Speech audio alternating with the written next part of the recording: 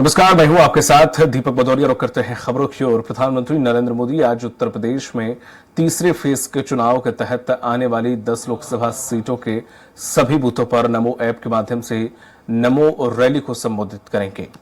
इस अवसर पर वह कुछ बूथ अध्यक्षों से भी बात करेंगे।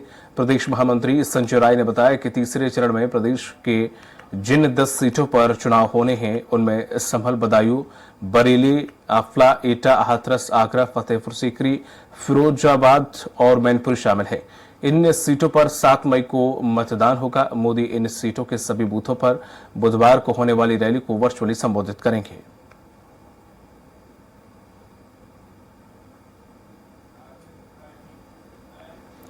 अधिक जानकारी के साथ जुड़ गए हैं उत्तर प्रदेश संपादक राघवेंद्र त्रिपाठी। त्रिपाठी से, जिस तरह से नमो ऐप पर नमो रैली को संबोधित करेंगे, यहां पर प्रधानमंत्री तीसरे फेज में कौन कौन सी जगह कांटे की टक्कर देखने को मिल सकती है और तीसरे फेज पर क्या बीजेपी का जो कैंपेन है वो तीसरे फेज तक पहुंच गया है, 2 फेज कंप्लीट कर लिया है? यहां पर अगर हम देखें विपक्ष तो 1 फेज भी शायद कंप्लीट अभी नहीं कर पाया है। देखिए दीपक जी, भारतीय जनता पार्टी की तैयारी बहुत तेज है और जिस तरह से भारतीय जनता पार्टी ने टारगेट रखा है उत्तर प्रदेश में 80 में से 80 लोकसभा सीटें जीतने के लिए, उस टारगेट को अचीव करने के लिए लगातार श्रम कर रही हैं। हालांकि जिन इलाकों में आज पीएम मोदी के नमो ऐप के जरिए संबोधन होना है उसमें केवल एक सीट है मैनपुरी जो भारतीय जनता पार्टी हारी है, बाकी सभी सीटें लगभग जीती हुई हैं। तो ऐसे में अपने मनोबल को बढ़ाने के लिए पूरे कवायद है।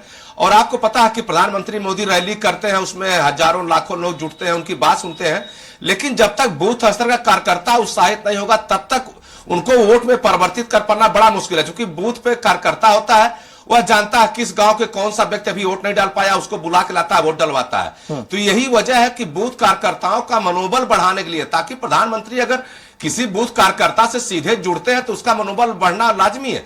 और यही वजह कि प्रधानमंत्री मोदी ने पश्चिमी उत्तर प्रदेश के 10 जिलों को चुना है जहां के कार्यकर्ता आज प्रधानमंत्री मोदी से सीधे रूबरू होंगे।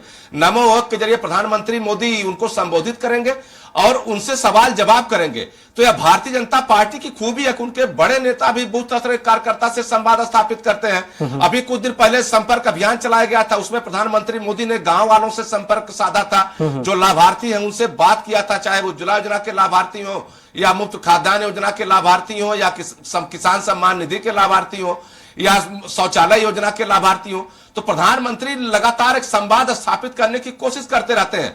बड़ी रैलियों में तो जनता से संवाद स्थापित करते हैं, लेकिन समय समय पर अपने कार्यकर्ताओं, अपने नेताओं से भी संवाद स्थापित करने की कोशिश करते हैं।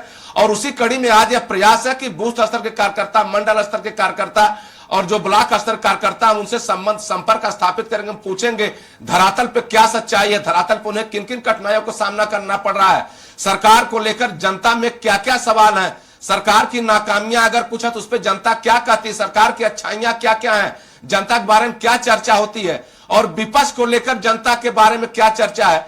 खास तौर से जिस तरह से विपक्ष उत्तर प्रदेश में एक हुआ है, सपा और कांग्रेस का गठबंधन है, कांग्रेस 17 सीटों पे चुनाव लड़ रही है, लगातार कवायद कर रही है कि किसी तरह से उत्तर प्रदेश में वापसी की जाए। समाजवादी पार्टी भी अपने रिजल्ट को बढ़ाने की कोशिश कर रही है। 2019 में 5 सीटें पाई थी, उपचुनाव के बाद 2 सीटें और हार गए, 3 सांसद इनके हैं, तो इस संख्या को भी बढ़ाने की कोशिश है। लेकिन जिस तरह से भारतीय जनता पार्टी लगातार कार्य कर रही है, 1 लाख नुक्कड़ सभाओं का भी टारगेट दिया गया है, जिसमें जिला अध्यक्षों को एक दिन में 3-3, 4-4 छोटी छोटी सभाएं करनी है। 75 जिले हैं, 15,000 बड़े नेता इसमें लगाए गए हैं।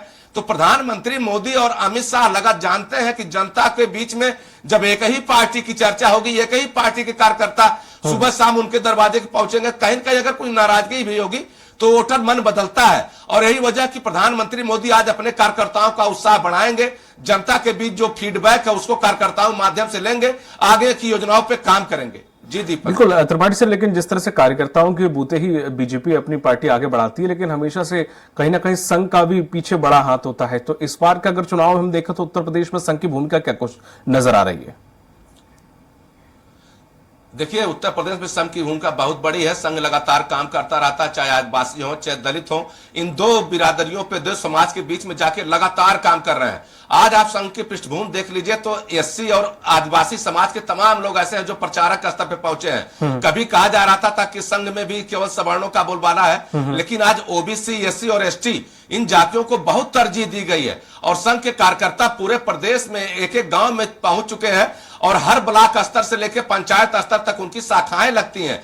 हालांकि उत्तर प्रदेश में भारतीय जनता पार्टी की सरकार है, उससे भी सपोर्ट मिलता है। वही समाजवादी पार्टी की सरकार में कई जगह पे शाखाओं पे रोक लगा दी गई थी, तो संघ पीछे से बैकअप देता है, खुलकर मैदान में नहीं आता। वह नहीं जानता जाता, वह जाकर नहीं कहता कि आप भारतीय जनता पार्टी को वोट दें।